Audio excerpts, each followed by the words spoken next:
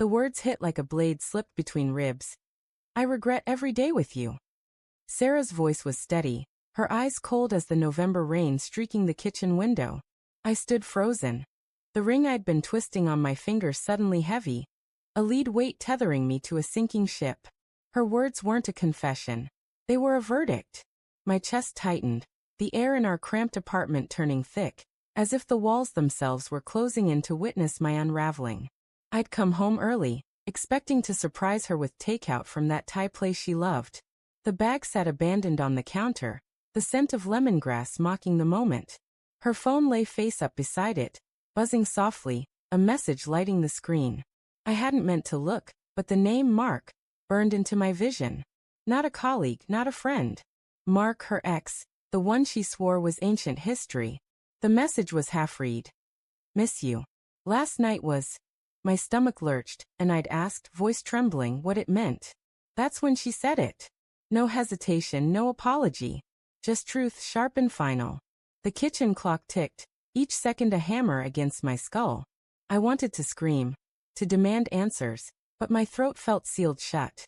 Instead, I replayed the last 6 months in my head, searching for cracks I'd missed.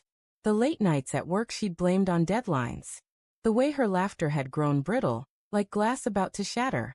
The perfume on her coat, unfamiliar, that I'd told myself was a gift from a coworker. I'd seen the signs but painted them over with excuses, desperate to keep our life, our love, intact. Sarah. I managed, my voice a stranger's, low and cracked. How long? She leaned against the counter, arms crossed, her dark hair falling over one shoulder like a curtain hiding her thoughts. Does it matter? She asked, not cruelly, but with a weariness that cut deeper than malice. It's done, Ethan. I'm done. I laughed, a bitter sound that scraped my throat. Done?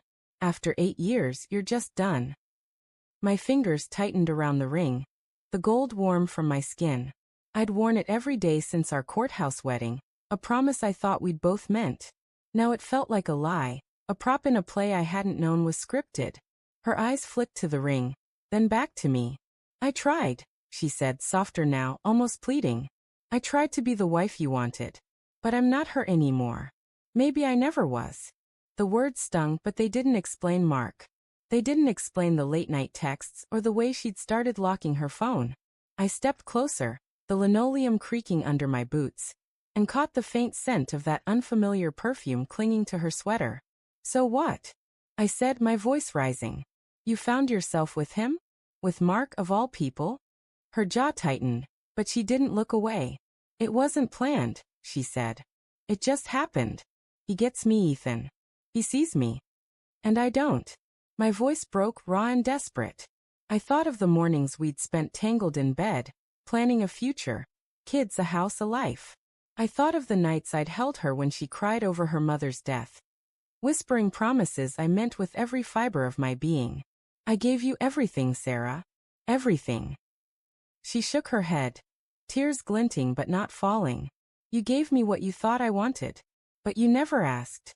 You never saw how much I was drowning. The room spun, the edges blurring like a dream I couldn't wake from. Drowning? I'd been the one treading water, working overtime to keep us afloat while she drifted further away. I thought of the nights I'd come home to silence, her eyes glued to her phone, her smiles forced. I'd told myself it was stress, that she'd come back to me. But now the truth was clawing its way out, and I couldn't unsee it. Tell me, I said, my voice barely above a whisper. Tell me when you stopped loving me. She flinched just for a second, and I saw the girl I'd fallen for, vulnerable, unguarded. The one who'd laughed at my terrible jokes and kissed me under a starlit sky. But then her face hardened again. I don't know, she said. Maybe when I realized I was living your life, not mine. The words were a punch, stealing my breath.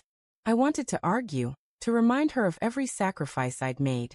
Quitting my band to take a stable job, moving to this city she loved but I hated. But the truth was sinking in, heavy and cold. She'd been slipping away, and I'd been too blind to notice. I looked at the ring again, its simple band glinting under the fluorescent light. It was supposed to be forever, but forever had an expiration date I hadn't seen coming. My fingers moved before my mind caught up, sliding the ring off and holding it between us like evidence in a trial. If you regret every day, I said, my voice shaking but steady, then let this be the last one. Her eyes widened as I tossed the ring onto the counter. It spun a slow mocking dance before settling with a soft clink. The sound echoed in the silence, louder than any scream. For a moment, neither of us moved, the weight of 8 years hanging between us like smoke. Ethan, she started, but I was already turning away, grabbing my coat from the hook by the door. The rain outside was heavier now, drumming against the windows, calling me into its chaos. I needed air, space, anything to escape the suffocating truth. Don't, I said, not looking back. You've said enough. The door slammed behind me, the sound swallowed by the storm.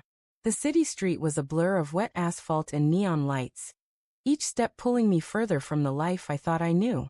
My phone buzzed in my pocket, her name on the screen, but I let it ring unanswered.